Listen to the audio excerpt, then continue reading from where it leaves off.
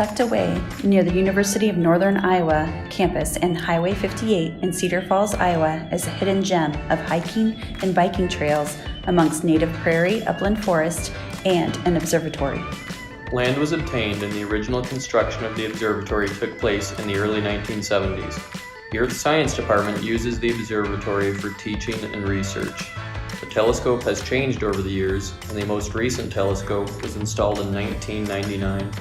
The land for the wooded area surrounding the observatory is part of an upland forest preserve and was also obtained in the early 1970s. Trees were planted around 1986. Within these trees, the nature trails for hiking, biking, bird watchers, and others interested in wildlife. The trees provide recreation and help preserve the dark sky surrounding the observatory. However, that is likely to change as development continues in the area. The Prairie research plots to the south were part of a natural selections project of the early 1990s. Over 70 species of native prairie plants were grown for the 3 different prairie zones found in Iowa. In 2009, researchers wanted to find which prairie plants were optimal for biomass-created electricity. The large prairie to the east was planted for recreation and aesthetics along Highway 58.